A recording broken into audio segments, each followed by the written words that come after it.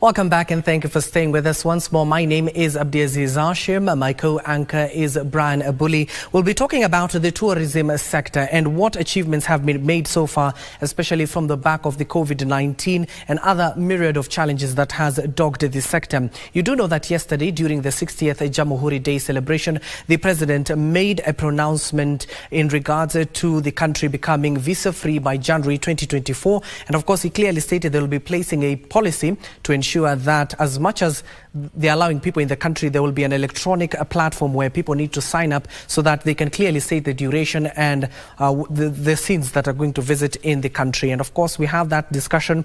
Join us in our social media platforms. That is at Abdiaziz Hashim at KBC Channel 1. But before we start our conversation, I want to play here a clip in terms of where thousands of Kenyans flocked to the national parks yesterday and museum after the Ministry of Tourism and Wildlife announced free entry to the facilities in commemoration of Kenya's independence. Now, the young and old took the opportunity away from the hustles and bustles of life for their lifetime opportunity of interacting with beautiful wildlife, culture and heritage. The story was done by Alvin Kaunda. Have a look.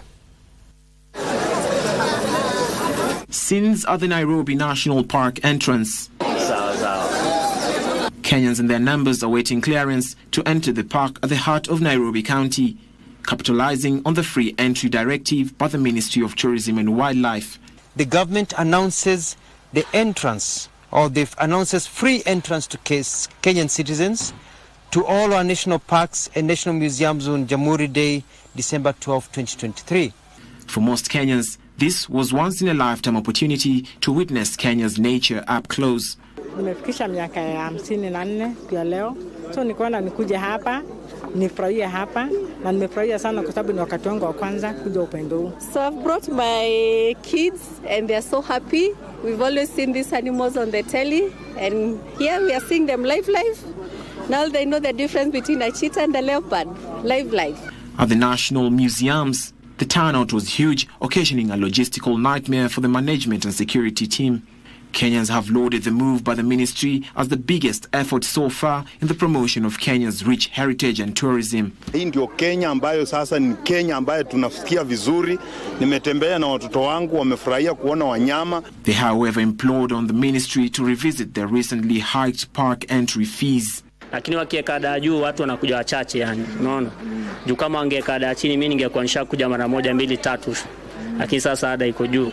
As Kenya celebrates its 60th birthday, Kenyans turned out in numbers inside national parks and museums not only to celebrate its independence but also its beauty.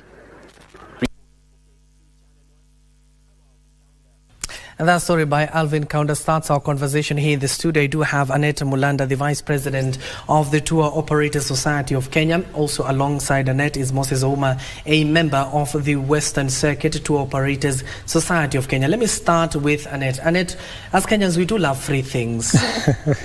Don't get us wrong. But how did that help the tourism sector? As much as, yes, they allowed people into the park free of charge, but what impact, at the end of the day, did it have on the tourism sector, especially those national parks? I think for me, the exposure, number one, we got to see people turn up in large numbers. And the fact that now they have experienced what it feels like to be a tourist in Kenya, I'm sure now they'll be eager to book other packages to other national parks that are not close to Nairobi. It also shows that people have a desire to travel and maybe a chance and an opportunity for tour operators to be innovative and come up with packages that can fit every budget. And of course, Moses, they talked about the hike of many entry to the national parks. Is that something that can be considered not just by the government but the various private entities that are in the tourism sector? Yeah, just following the conversation, actually, I must say it's something that's really good. And the reason why you're seeing videos, the ones we've seen, is we are getting people flocking our parks and reserves from wherever, because this is something that the tourism ministry gave a waiver to everyone to access. Now we're coming to talk about its accessibility. And I've just had normal citizen talk about now he got the opportunity to at least come and see, but he's not able to do that multiple Regularly. times, Yeah. because there's that concern about the park entrance fee being high, and we've been seeing a revision in most of our parks and reserves, and now this is a point of concern. As we are focusing on promoting domestic tourism, we saw a big part it played in during COVID. So there are certain considerations we really need to put in place. Are we really engaging the people by themselves, even before we reinstate some of these policies in terms of the park and conservation fees? So it's something that we really need to look into, and we see it is something that is affordable to every person who really wants to come here multiple times. So yeah, that's where I would Annette, we're talking about policies and reforms. You do know that these sectors are regulated on a normally basis. Should they be refined so that they can fit days like what we witnessed from the Ministry of Tourism and Wildlife? Definitely. I would call on to our regulator, who is Tourism Regulatory Authority, to look into these matters. I personally feel the park fees for normal Kenyans are very high. Yes. Not everybody will be able to afford. We love our country. Yes. We love to see what we have to offer. Before we offer it to foreigners, can the normal Kenyan visit? Can we come up with new policies that allow everybody? By everybody, I mean everyone. Who, how the economy is. Yes. Can we come up with subsidiary rates for residents and citizens? Can we come up with ways they can visit? Can we come up with things like virtual tourism, so that somebody who is not able to come to Nairobi can also be able to experience how a safari feels like? The same thing I'm saying, we need to be innovative as tour operators, and we also need our regulator, who is the Tourism Regulatory Authority, to come out and support policies, because I know, for example, in Tour Operator Society of Kenya, we have very young minds, minds that are very innovative, that think forward. If they can involve us in policy making, I'm sure we can give them very good ideas on how they can, make our industry better for everyone, for us and for our citizens as well. Moses, it has been a big win, especially for the capital, Nairobi. We have hosted major summits. Let's start with the Africa Climate Summit of 2023, now to the Youth Connect Summit 2023, and right now we are hosting the Diaspora Investment Conference 2023. Has that been a boost for the tourism sector in terms of revenue and numbers of tourists? Of course, it is a boost to the tourism sector, noting also tourism sector recovery from COVID-19 since it happened. We're now talking about MICE right now, and we are getting operators around, getting businesses, hotels, getting businesses. So at the end of the day, revenue is being generated. So we are really coming out of that point where we couldn't host the global audience within the country for conferencing and other purposes. Okay, hold on that thought. We'll be coming back to you. Give me the numbers first of all, Annette, and then I'll be coming back. We're sorting you just right now. Annette, we're talking about the figures from last year to this year. Have we grown in terms of numbers of tourists who are coming back to the country, and what are the revenues we're collecting? Yes, we have grown. From last year to this year, we are at 73% growth, which is really commendable. We are also having, this year we are at 1.4 million visitors, which is an increase from last year. The revenue so far is about 1.1 billion, about there, which is also very commendable. These numbers show that Kenya has a lot of potential. And it's also good to note that most of our tourists are now coming from our region, which is Uganda. Actually, Uganda is now overtaking even other countries. So things that we need to look at. And of course, those figures, 1.1 billion, you just said in terms of the collection of revenue. But the question that I had posed initially to Moses, as we are sorting him out, we're talking about these summits, especially the ACS 2023, where we saw thousands and thousands of dignitaries who came to the country. During the Youth Connect, even the Deputy President, that is Rigathi Gachagua, told some of those dignitaries, you don't have to go back to your country. You can visit the beautiful scenes and ensure those dollars, those pounds you have on your pocket stay within the country, so that at least it can boost our tourism sector. Have those summits, especially in the capital, helped?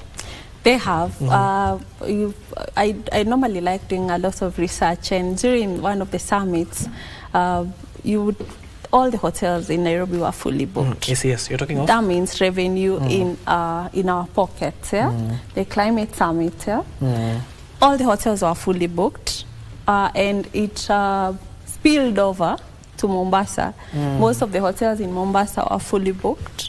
Our flights were all sold out. And that means the people who came for the summit traveled. They went to Mombasa. They did short safaris to the Masai Mara. They did short safaris to the coast. That is a boost to our economy and to our tourism sector. So these summits are really helping. The Youth Connect was there just the other day, and it was the same thing. Most hotels in Nairobi were fully booked. The hotels that, you were here in 2020, all these hotels were out of business. Most of them are doing very well. And the same with even now, right now, most hotels are still fully booked because we're having a lot happening in Nairobi. And of course now people who have traveled from the diaspora, they've booked their holidays in the Mombasa area, in the Masai Mara area. So it's not business as usual. I call it business unusual because we've seen a lot of growth from 2021, 2022, and now 2023. And it can only get better. Of course, with the right policies put in place, and for us as tour operators coming up with very innovative products. Yeah, I keep repeating that because I know that's the only way we can be able to place ourselves in a pedestal in the world and even locally. Yeah. Now, Moses, given that we have sorted you now, the President talked yesterday about during the 60th Jamhuri Day celebration, from next year, January 2024, Kenya will be visa-free, and of course they will place stringent measures, especially in terms of applying digitally through an electronic platform to indicate how long you'll stay in the country and where you're likely to go. As much as we are visa-free, what does that mean for the tourism sector? Actually, for the tourism sector, honestly, that is more of opening our region globally, encouraging people to visit Kenya. Somebody will just wake up in the morning and think of a destination to come to in Africa, and looking through and you're seeing Kenya is, you don't need any visa anymore. So it's going to boost tourism, but also in that note, also we have to come and now look at what are the things that we really need to put in place so that we don't get also into a region that now is, we have to look about the security of our country. That should be actually a point of concern, because as also people come in, you're not so sure of who is coming rightfully and who is also coming with other minds and stuff. So I think that is what maybe can lead us into now negating it. But in terms of actually tourism recovery for Kenyan tour operators and our tourism sector, it is going to be a major boost into our region. Opening a region, allowing people to come in, is something that is really going to bring a major difference in our industry. Yeah. Annette, your thoughts on the same, but the reason as to why the government has done this by January 2024 is to spur socio-economic development in the country. They are looking to leverage on the tourism sector so as to contribute to the country's GDP and, of course, improve some of the facilities we do have, especially in infrastructure. At the end of the day, as much as we're allowing people into the country, should they be regulated? Definitely, we can't just allow everyone to come in. Then we will have an insecure country. As much as they're opening the country, which is a very good thing for tourists, they need to be very careful, and the regulations and the systems they put in place to ensure that whoever is coming into the country is coming for the right thing. We don't want also to go back to places where Kenya was insecure. And we want the people who will be coming for the right reasons to feel secure and to enjoy the country as it is. Yes. And of course, what are some of the key areas, especially from you guys in the tourism sector, would you you will leverage on when these people come into the country? Definitely. This will mean now we can take advantage of short-term holidays, last-minute bookers, business travelers especially, because these are people who decide last minute, I have a business deal, I need to close in Nairobi. And most of them, when they land in Kenya, they want to do a short safari. Initially, they were not able to do that because before you have to go through maybe 1 week of visa application. Now you can just decide, I have to close a deal tomorrow, I can travel to Nairobi. It will be easier for even our airlines. Probably you'll start seeing more airlines coming to Kenya, because then it will mean it's quick business. Quick business is always good business, you know. Yeah. So you're going now to be having very last-minute booking, which you haven't been having in Kenya. So that means our numbers are going to increase even the more come next year. Okay. Yeah. And Moses, we're talking about, given that the decision the president announced yesterday, but there will be policy framework that will be formed around this visa-free move by the government. We're talking about involving key stakeholders such as yourself. What are you likely to tell the government if you're given that particular opportunity to come to the table? What are these key areas you'll tell the government to focus on before actualizing that plan of January 2024? Thank you so much, Abdi. So in as much as we are focusing in selling our country as an available tourist destination, a good environment for somebody to come and do business and invest. Yes. There are certain things actually we really need to look at as a country. And this is more of putting our house in order before opening up for any other person to come. We have some misses even currently that are happening. We have concerns, even we as operators. And I think this is the most important thing that we really need to address it to the government. At the end of the day, we've seen the increase in the park fee. We have our parks, we have our reserves. What is really protecting us as operators, even as these are coming on board? Why am I saying this? You know, traveling is not just a thing. At the end of the day, we know there are people who will plan well for their travel, an year to 6 months to, and also they're now the last minute. But now when all these policies are being brought on board, are we really considering that, like, people already did their bookings, and now are we going to push this hassle to our operators, or we are going to make them be more of liars to their tourists they're handling? Like, at the end of the day, today I'm paying, let me say $70 to access the Masai Mara. Yes. And now we're talking about $100 during a low season and $200 on a high season. You know, this is such an increase, almost thrice the initial price, and I need to inform my client, sorry, this happened and now we need to work with this at the very last point of even them almost coming to the country. So that is one thing that really should be talked about. Another thing also that should be a point of concern. We've seen recent occurrences at the airport when it comes to regulation. It's good to regulate how things are happening, the flow of people. But now when you go to the customs, are we having friendly custom officers? Like, apart from the things we see happening online of our tourists being handled and stuff, because at the end of the day, this is on the public platform. Other people who would wish to come to our country are seeing all this that are happening. And also now we see to small issues, fixing roofs and stuff, no power and stuff. You know, it comes to a point when somebody is thinking about coming to a country, he's so concerned about his or her security, he's so concerned about what extra am I required to pay in terms of taxes. When I feel it's too much, then I will move. So in as much as we are focusing to open our country, let it not be just about opening. Let it also be about under what friendly terms are we putting in place, making our country available and everybody can come in without any struggle. Yeah. And I'm sure, Annette, given that you're key stakeholders in the tourism sector, those mishaps Moses is talking about, the power outage, the leaking of roofs at the Jomo Kenyatta International Airport, how has that affected the tourism sector for the last 3 months? Because we have had 3 power outages in less than 3 months. Yeah. It's definitely, I normally say, you know, clean your house before you invite your visitors. Yes. We are doing very good things, but the internal issues, we are not really sorting them out first. You have seen even the way KRA has been harassing guests who are coming into Kenya. People who are returning home from the diaspora. These are things that should not happen at all in Kenya. I've never seen an international airport under blackout, and not for 5 minutes. It's for long. People waiting for their luggages for hours, because we need to do better.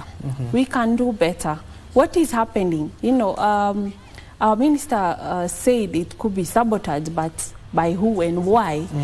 We don't need to have these things. You know, our guests would prefer now to go to other countries. We have seen regionally, countries like Tanzania, Ethiopia are coming up with beautiful modern airports, Rwanda, you know, implementing very good policies for tour operators, lowering their park fees. The other day, we were having one of our supplier from South Africa, and he was telling us, why don't you just sell South Africa? South Africa is cheap. Going to Kruger National Park is $25. Now, you would be tempted as a tour operator, instead of promoting my country, let me just convince these guests to just go to South Africa. My guest will pay less. It's unfortunate, but it's something in our minds. At the end of the day, you're thinking, let me sell Serengeti. My guests will still be able to see the wild beast migration. Instead of me forcing them to pay an extra park fees that you would have paid maybe $400, $500, now they are paying over $1,000 peak season. So that money can go to something else. And you see, now we are losing a lot of our visitors to countries like Tanzania, which has almost everything that we have, but it's well managed. They are managing their tourists better. They are managing their attractions better. We, as much as we are implementing new policies and coming up with very good things like waiving up our visa fees and all that, we first need to clean our in-house issues. We need to work with the local governments, the county governments, like the Narrow County.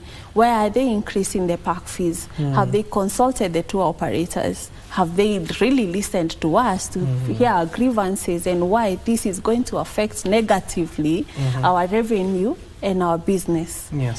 So Abdi, as much as they are doing these nice things, they first need to call us. You know, let us have a sit down, let us discuss, let us give them policies, let us give them our grievances, involve us. Like I've said, like Tour Operator Society of Kenya has very vibrant and young minds that are willing to go out of their way to ensure that industry is the best it can be. And aside from the glitches and hitches from the Jomo Kenyatta International Airport, the other challenges dogging the tourism sector, Moses, if you're privy to this, what are these other challenges that are dogging the sector?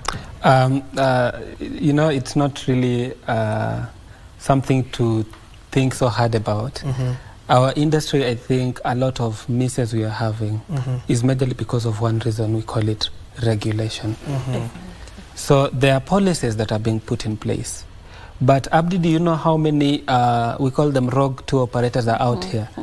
You know, in as much as we're trying to sell our region, we're trying to sell Kenya, tourist is concerned. You know, at the end of the day, we have our platforms, booking platforms we use. There are Safari Booking, there is a Google.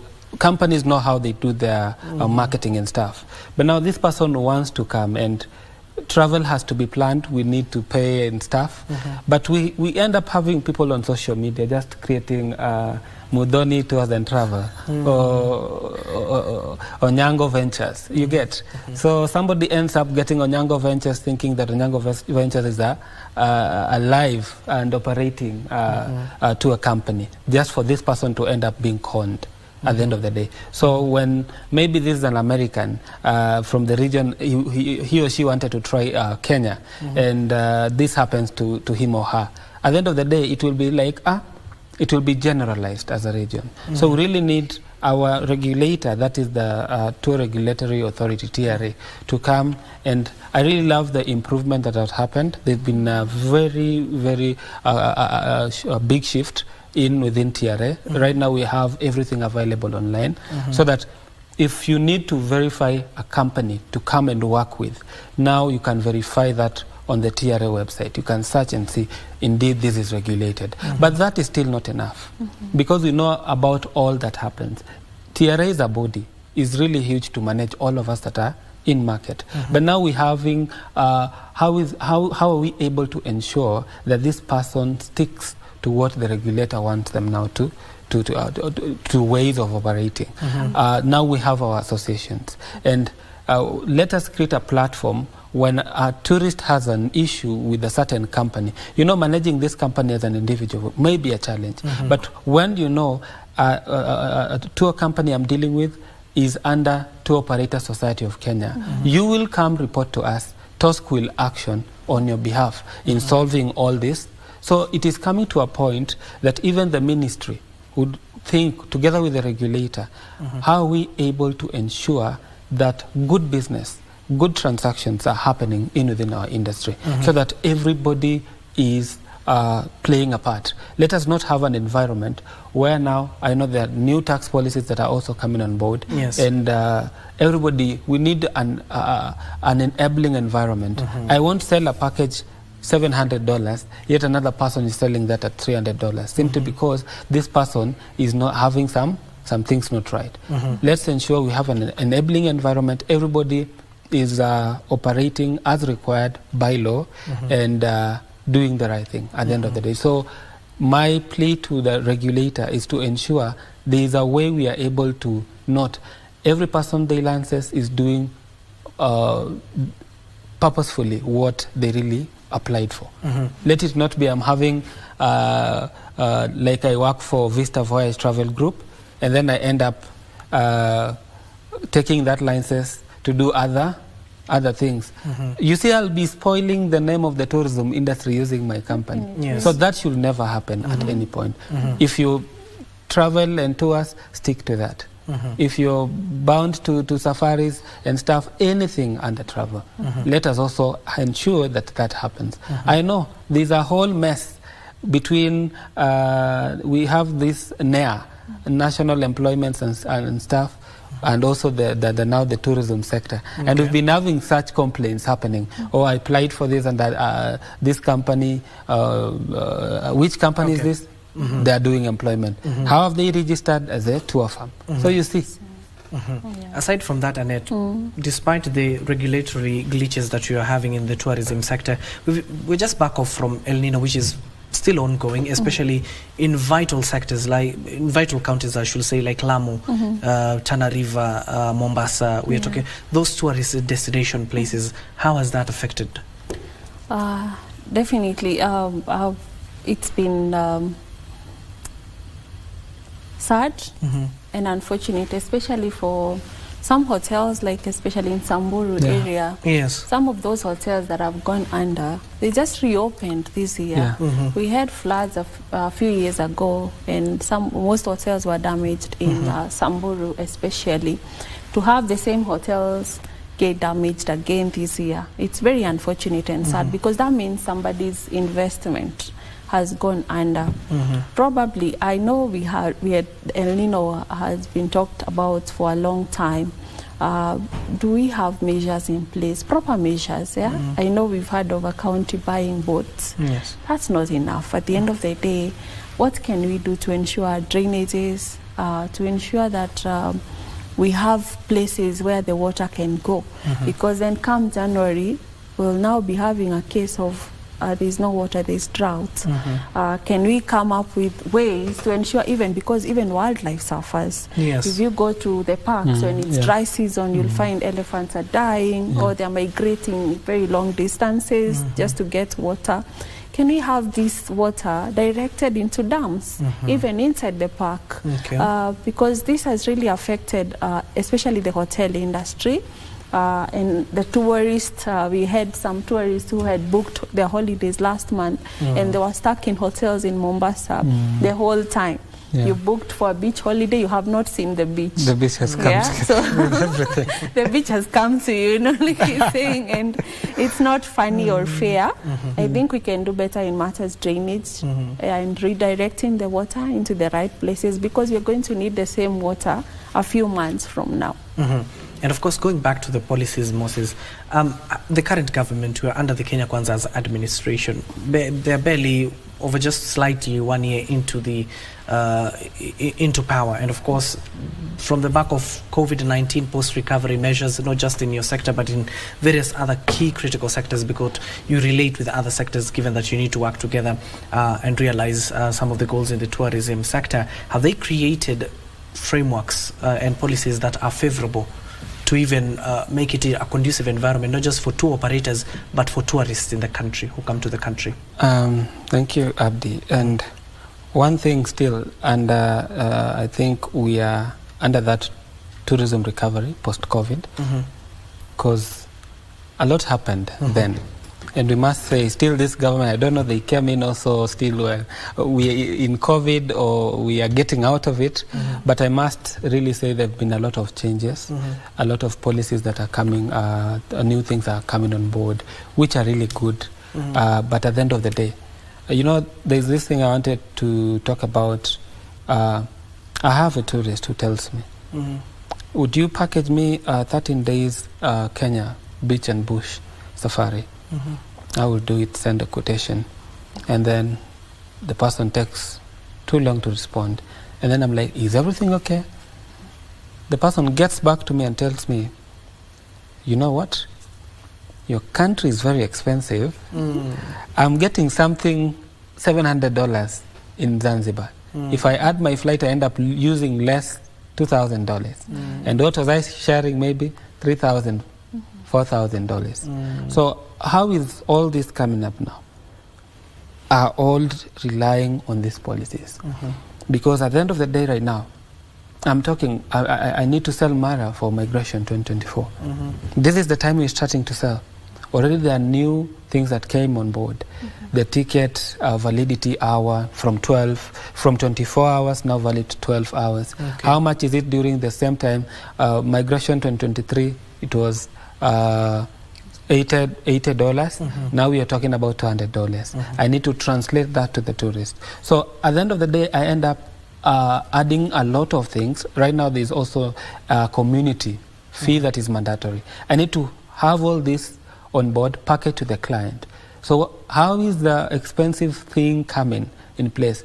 We have a lot that we really need to give, and yet others have really simplified and made their packages be affordable. So traveling to the country is cheaper than coming here.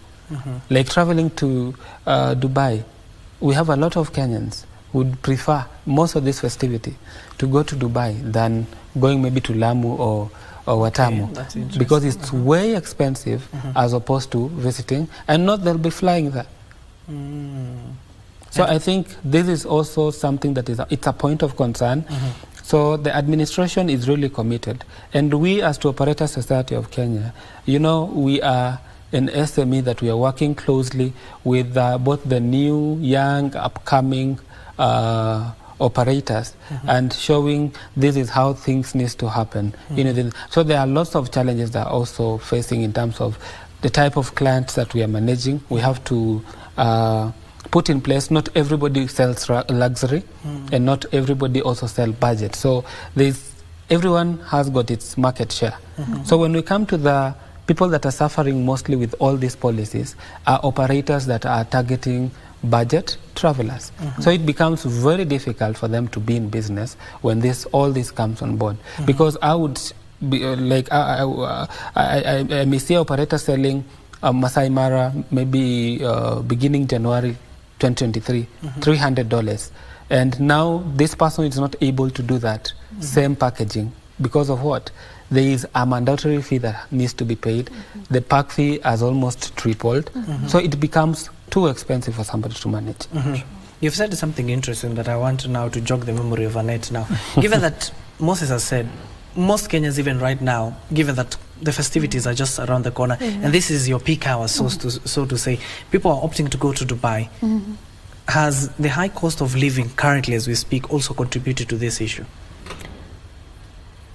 Yes and no, because the last, I think, 5 years, we first would outsell, or we would first fill Kenya properties and then start selling abroad. Most Kenyans would travel Kenya first. But now we're seeing the same Kenyan who is able to probably pay 100,000 for a holiday would prefer to take that money elsewhere, for example, to Cape Town or to Dubai. Reason being, in Kenya, first of all, we are not improving our properties very well. So you find the same products, for example, in Mombasa, the same hotels, they are not changing anything. Like, for example, we don't have kids' activities in most hotels. You would spend the same amount to go to Mombasa over Christmas as this as going to Dubai. What we need to do is, first of all, as we are encouraging a Kenyan to travel locally, what value are we giving them? As Moses has mentioned, I'm paying $100 as park fees for Masai Mara. It's going to go up even for Kenyans from 1,000 to 3,000. To 3,000. Yeah? Yes. To visit the same hotel you visited last year, then nothing has improved. You go into the park in Masai Mara, as much as they're increasing the park fees, you'll find there are herds of cattle in the Mara. You're looking for lions, all you're seeing is cattle. So as much as we are changing and adding on to the park fees, probably with a good reason, what are we doing in the parks? Are we adding value? Are we making sure that the park is attractive to a tourist? If I want to see a lion, will I see a lion? If I go down to the coast, how is the beach? Yeah, how is the facilities available? Yeah, how are the facilities? How are the hotels? Airlines, how are airlines charging a Kenyan to Mombasa? It's sad to note that right now a ticket to Mombasa is the same as a ticket to Dubai. Can you imagine? We are encouraging local tourism, but we are not doing anything to ensure that our rates remain favorable to a Kenyan. The same thing Moses has said. Somebody would definitely tell him, I'm not coming to Kenya. Book me to Tanzania. A 10-day safari to Tanzania, in comparison to cost to a 10-day safari in Kenya, you'll find the Kenya safari is almost double the cost of the Tanzania safaris. And why is that? Because of these additional costs that somebody is getting. You've understood that we are moving from a 24-hour ticket for $80 to low season $100 for 12 hours and high season $200 for 12 hours. Now that means every 12 hours, if you get to the park at 4 p.m., you will still have to pay park fees the following day. Initially it was 4 p.m., you'll pay again the following day at 4 p.m. Now if you go at 4 p.m. and you leave the park at 6, that $200 is gone. Yeah, and on top of that, you pay $50 community fee. Community fee that we don't even understand what it is for.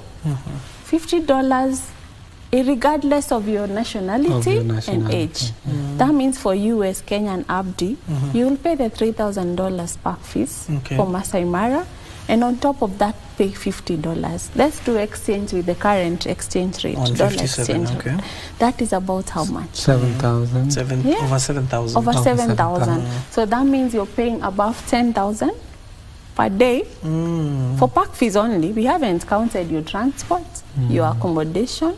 We haven't counted all the things that you need to pay for. That is just Masai Mara. We're seeing it's a good thing that some of the parks are being handed over to the local community, like we saw with Amboseli the other day. It's a good thing because the local community really needs to benefit from the park fees. But as they sit down to come up with new policies and to add park fees and such things, then they also need to look at the effect it's having on Kenya as a product, not just as to the tour operator, the effect it's having to the wholesome tourism industry in Kenya and to the tourist who is looking at, they don't just look at Kenya.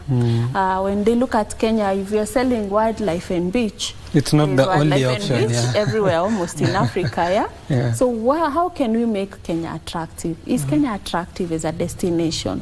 We are losing the attractiveness because of these policies that are being implemented without consulting the industry players. And we are very good friends with Tourism Regulatory Authority as Tour Operator Society of Kenya. We call on them to, push the authority and make sure that we have favorable playing terms and working terms in Kenya. As much as we want to do business, we are in tandem with the policies that our president is making, bottom up economic transformation agenda. We are all SMEs in Tour Operator Society of Kenya, and it was formed for the sake of young people like us, you know, upcoming operators, people who want to do things differently. Most of our members are the people who've come up with these holidays that you're seeing, to Chalby Desert, different, you know, places you've not heard of before. Now you have heard of them because of our members. The same way we are bringing new and trendy packages. Can they support us by making sure that we have favorable working environment, making sure that before they come up with policies, we've been involved, we've been consulted, we are easy, and we also want the best for our industry. Yes. We also want to ensure that we don't lose our tourists to the other regions in Africa. Moses, Annette was talking about very two key issues: infrastructure and accessibility. Value for my money. I cannot pay all that money and I'm not seeing any change. I don't want to see bulls in Masai Mara, which I'm normally used to see every day. I need to see something that captures my eye. Now, couple this with the new trends that are within the tourism sector. Have you maybe, as tour operators, advanced with technology? Actually, this is, as Tour Operators Society of Kenya, this is one thing that we are trying to embrace. I remember Annette now talking about even virtual travel, and at the end of the day, somebody would spend a lot of money to come and experience a destination. There's a lot of expectation, and I'm so concerned about the value of my money in terms of the experience that I'm getting, the facilities that I'm getting, even accessibility to that place. We are in a place where we've been so much into growing the tax, whatever, and not being concerned about the infrastructure around. We know somewhere like Masai Mara, it's taken years for them just to establish even a toilet. It's just recently that a toilet has been brought up in Mara. And you see, those are very key things, that facilities that we really need to have in a place. So you could imagine somebody maybe driving to Masai Mara Reserve from Sirena, almost like 50 kilometers apart, and that is where you're leaving your washroom. So it's just not it. At the end of the day, we really need to prioritize on the infrastructure in terms of the facilities.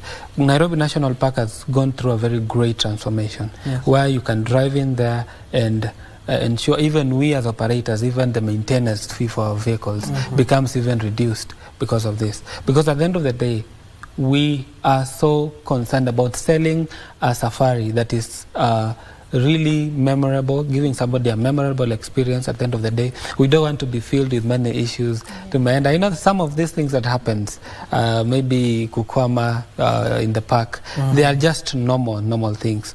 But at the end of the day, we really need to have a sit down and see how, at the end of the day, bringing this on board will help improve our tourism sector.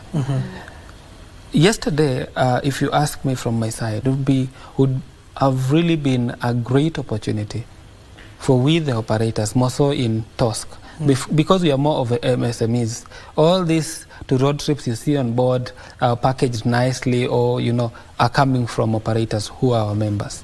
So at the end of the day, why am I saying it would have been a very good opportunity yesterday is simply because now people were able to access the park. Park fee is waived. How are the operators benefiting? We are the operators. The word tour operator. We are the ones who have been licensed to do that. But you see, it won't be really difficult for just a Matatu Sacco to say, it's a holiday, so even Leo business is not that good. Why not divert our route from Umoja, now take people to the park? It's really a good thing. In terms of entrepreneur's mind will always think business at the end of the day. But is it really good for we in the industry? There's a lot of concern in terms of security, in terms of professionalism, and also what is there to happen in the park. Are we going to keep within the park rules and regulations? So that is where we are talking to the regulator. Can we have a situation where it is only tourist service vehicles that are allowed to access the park? So you see, by having such a policy, so yesterday if this was there, every operator with a van, a cruiser would have got business. But now we are promoting, yes, opening the park available to every person. And you see, our packages is not really that expensive. We will take somebody maybe to a park, maybe less, 2,000 or 2,500 Kenyan shillings for a Kenyan adult, and maybe, let me say, $70 for a non-resident. It's not too much for somebody to come and spend and get something that is really of quality and worth of the time, and still there's the memorability aspect of it. Yeah. Given that you've said, Annette, you have young, vibrant people under your society, we're talking of the technological advancement. Moses has just talked about virtual travel. What are these other key areas you're looking to ensure they are modernized to keep up with the times? Things like payment of park fees. This should not be something that people are queuing at the gate to do. This can be digitized. We can have things like the visa application. Right now, the process is quite unfriendly for so many people. I know that is being waived, but these are things that can be changed to ensure that you can do it at the tip of your finger without having to go through a lot of complications. Just like applying actually for a Dubai visa, you only need your passport and a photo. That's it. That is what Annette is trying to talk about. Yeah, exactly. Yeah. So such things. Nowadays, we have very good IDs, very good DLs. Those are things that we should, these are things that should be improved as time goes by, so that if we're going into the park, like the way we use the expressway, if you've paid for the ATC, it's very easy. You just go and immediately you've entered into the park, and sometimes you find queues, especially peak season, you find very long queues at the park for people trying to pay park fees. We are glad that for example, for our license, before we had to go through to Utalii House, carry files, we printed a lot of CVs for your employees. Right now, Tourism Regulatory Authority has changed that. Now we're able to apply on eCitizen. I don't have to go to Utalii House, I just apply, make my payment there, and wait for my license for next year. These are things that should change, even for when it comes to because you need, apart from the Tourism Regulatory Authority license, as players, we also need the City Council license, the fire license, all that. If these things are made to be as easy as TRA has made applying our license to be, it will make our working environment better. It will make even a tourist to be able to travel without a problem. I know KWS also changed now. Yes. Instead of paying park fees at the gate, we are now paying on eCitizen. Yes. That will mean for all KWS parks, it will just take you just to show your ticket, and you can enter into the park. Yeah, which those are good things that are happening in the industry. Now the collaboration between KWS and eCitizen is a good thing that has happened.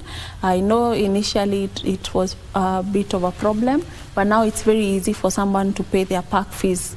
From wherever I am, I can easily book park fees on eCitizen for my guests. If we can implement the same in other parks, like Masai Mara, that are not KW, you have reserves that are not KWS managed, like Samburu, we have Masai Mara, then it will be easy and people can spend more time in the park. We are, apart from that, we are now seeing players come up with apps, travel apps, come up with booking systems that are very easy to use for every tourist out there. Come up with innovative places where people can put in their packages and itineraries. We are seeing places, players who are now Kenyans and young Kenyans come up and form their own group of hotel managing groups. We call them DMCs, coming up and managing several hotels, coming up with POS. So you're able to easily manage your hotel, your tour operating business, your payment, all that in one. So like I said, we are seeing a lot of innovative ideas come up. I'm sure in the future there are going to be more and more. I'm really keen on virtual tourism because I'm sure not everybody is able to travel. Yes. But that feeling of being in a place, I've seen it in other countries. It is a good idea. Yeah, we can even introduce it into our schools so that even students, when they're learning about our parks, they're able to experience the same. Yeah, and it will be also, maybe we can also open up to the inter-county tourism, which we're also very keen on. Yeah, instead of just having Nairobi for Nairobians, we can still have Nairobi for Mombasa people. They can come visit Nairobi as tourists. When they come, what can we offer them? If they're not able to come, can we make them experience our city? Yeah. And of course, on that note, inter-county tourism, just like the Annette she's talking about, we're also talking about regional partnership, not just within the East African region, but the whole continent. How will that help? And of course, you as the tour sector, you're navigating through these murky waters. Have you ensured the smooth transition from those tourists from one country to the other so that you can make even Kenya marketable than other countries across the globe? Yeah, and that is well in. And one thing I'll say, making Kenya available, we really need to put a lot of things in place. And Annette has just talked about technology advancement within our sector and stuff. You know, it's always from the operator side and also in the government side. Operator side, we are talking about now the innovative operators that are making travel to be something that is really seamless. You don't really need to have a lot of stress and pressure when you need to book your flight, ensure names are right as per your passport and stuff. You need to book accommodation.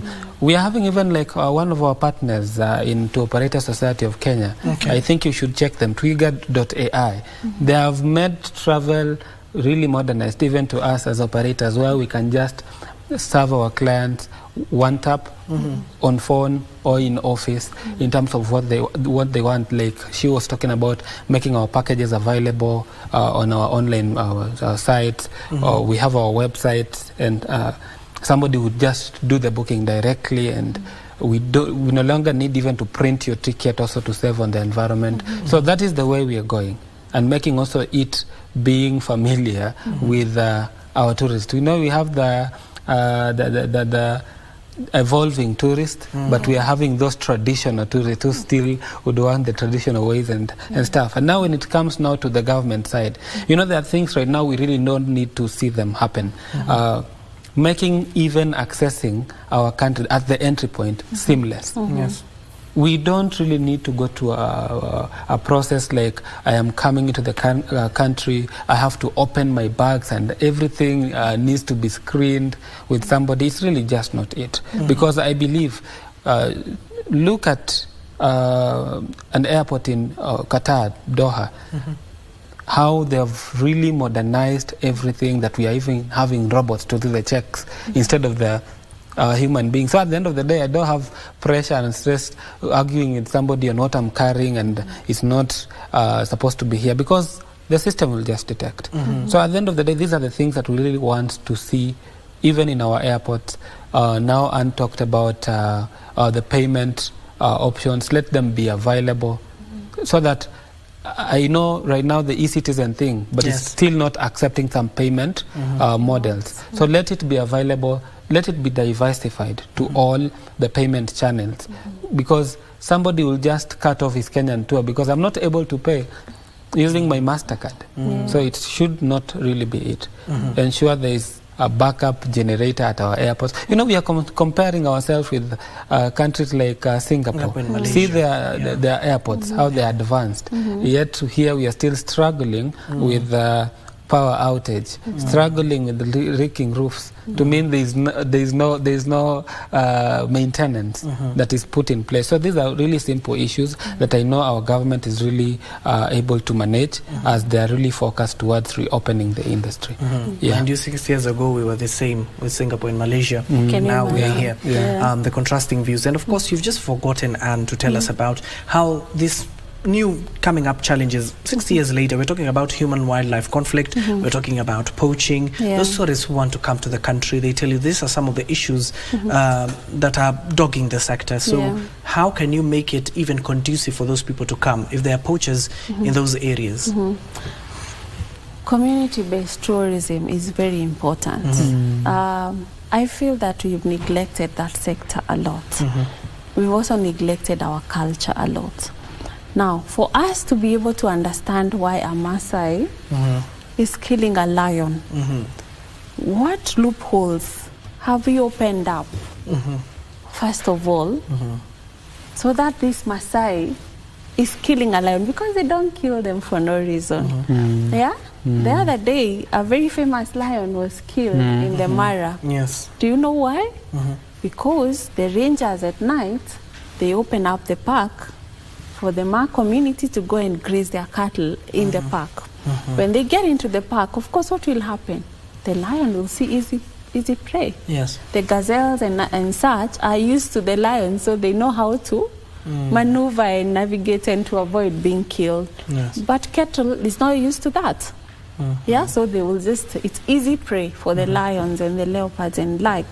So at night, the cattle are in the park. At night, the lions have hunted the cattle, killed the cattle. What will happen? The only way the Maasai community knows to protect their cattle in the morning is to look for that specific lion that killed their cattle at night and to kill it. So you will look at the Maasai as they have done something wrong. But you're not looking at the loophole that the rangers opened for the Maasai to be able, because it's not that lions go looking for cattle. It's just, once they taste, the same way if they taste human blood, they will keep looking for more humans to eat. So how can we ensure that we have secured our attractions? Number one, we need to secure our attractions. Can we make sure the parks are fenced so that the animals don't go into the communities? Even if we can't fence, because then some routes we can't really fence, because then there will be, the animals are not moving according to the seasons. Then what can we do to ensure that there is enough pasture for the surrounding communities, that the tourism effects are not getting to them? And even if they do, how are we able to modernize them to ensure that maybe they are also not able to move from the traditional way of grazing their cattle into ensuring there is pasture for them? Can you use maybe a part of the revenue from the park fees, for example, that you're increasing to ensure that you've given back to the community so that they can also settle? They don't settle because they don't have. So they have to keep going into the park to graze their cattle. If they had food for their animals, they would be settled in their homes. But they can't do that. If you go to the other communities, how are we benefiting? How are we, improving their lives as tour operators? Are we creating cultural centers where they can sell their wares? Do we have communities for women in Masai Mara, in Samburu, in Amboseli to sell their beadwork? That will be an increased revenue, because you're visiting a cultural center, maybe you're paying something to go into the cultural center. On top of that, you're promoting the woman there who has no money or has nothing to feed their family, and ensuring there is money in the pocket. So if you put these measures in place, the conflict ends. But if we don't do anything and keep saying, oh, there is human-animal conflict, or nothing will happen. We first need to change the way we do tourism so that we can benefit the local community. On top of that, I think the culture way is also very important. Look at some countries in Africa, they celebrate their culture. We have diverse cultures in Kenya. We have 46 tribes. Can you imagine the world of culture that we have? There are so many things that we can introduce in the tourism circuit, which will directly benefit the local community. So the same, it will reduce the conflict, increase the money in the pocket of the operator and in the pocket of the community. So these are things that we all need to look at. The operator needs to be innovative. The local, especially the county government, they need to also look at the communities that are being affected by the tourism effect, because that will also it will also affect directly the environment, because we also need to conserve the environment at the end of the day. So all these things are tied together. How can we ensure that we have a wholesome tourist experience, not just traveling and putting money in pockets? Moses, don't you think this is where the tour operators, your regulator, should come in, owing to the fact where there is community social responsibility in creating awareness, educating the community if there are these ramifications if you engage with the wildlife, or these are the ramifications that could happen during poaching? Don't you think sensitizing the public on such matters and what it will have social responsibility on the regulator as well as the tour operators? Yeah, we have a role to play as operators, and I really thank our society. We've been able to have different platforms where we get to engage with the communities directly and come and support them in doing some of their projects.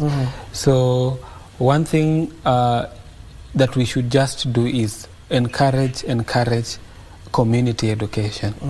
And it's something that we've been really trying to do in the Masai Mara, and let the community know the importance of that lion they are killing in their community.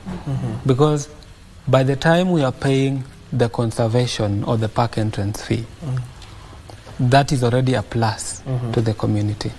Because it's a plus, because the tourist is coming on board, this person needs some Masai dancers to do a welcome dance for them. Who does that? It is them, the community. This person would need some beaded work. Who will sell them to them? It's them, the community. So it is just this lion that they are killing, that if they continue doing that, because if there will be no more lions to be seen, what am I going to do in Masai Mara? So it's time we really engage the community, do community education, engage them in terms of those energetic morans that are available. Maybe the county government should plan now on how to take them maybe to driving school, take them to tourism schools. I know there are some that are available in Mara. Sponsor some of them to come as people who can do tour guiding. They can drive tourists to various points in the Mara as they come on board. We don't need to hire people from Nairobi to go and work in their community. It is them. There are different things that a community can do. And it is high time for them to come and understand that. And also we come and engage them immensely and support them, even in their projects. Now, given that we've entered the final leg, let me allow Annette, first of all, to start. Ladies first, as per usual. 30 seconds, your final remarks to the sector. Should we be at least looking forward as a country with much more optimism in the future? Yes, we look forward to a beautiful 2024. I'm glad that we have had this conversation. I would like to encourage every operator out there, first of all, belong to an association. We welcome you to join to Operator Society of Kenya. Come join minds that are willing to transform the industry. You can contact us, look for us on social media through our websites, and we hope you can get our contacts and join us. We would like to thank the government as well for supporting us. We know they're really supporting the tourism industry, and we're glad. Moses, 30 seconds. Yeah, as a Western Region Chapter Chair for TOSC, we are really looking for a productive 2024, and I'm looking forward to engaging operators within the Western region, all the way from Rift Valley, Lake region and stuff, like coming together and getting to do what is required in terms of compliance, in terms of support that they need to have from the government and also from an association perspective. Like, let's each of us play a role, play our roles responsibly. And I believe we going to have an enabling environment to work, operate. Everybody is going to come and pay the taxes that are required. It just needs also education within us, the government engaging us more in terms of the new policies that are being brought on board, even before they pass them out. So I think that is what is so important at my end. And given that you reside in the Mulembe Nation, you need to do more on the bullfighting exercise. Yeah. We are looking forward actually to having things beyond. There's a lot to do in terms of county-to-county tourism, bullfighting in Kakamega, there's a Rusinga festival, even engaging the fishmongers by the Lake Victoria. So there's a lot to be done. Okay, thank you so much. That is Moses Ouma, a member of the Western Circuit of the Tour Operators Society of Kenya, and of course to Annette Mulanda, Vice President of the Tour Operators Society of Kenya. Thank you, gentlemen and lady, for making time for us on this particular news check. And that marks the end of our conversation, given that the conversation bordered on the tourism sector, and of course the special move by President William Ruto to announce that by January 2024 Kenya will join other nations in the world to become visa-free, especially what we witness in Singapore and Malaysia. My name is Abdiaziz Hashim. My co-anchor has been Brian Bully. Don't go too far. My colleague, that is Nancy Okware, is up next with Kurunzi Mashinani. Don't go too far.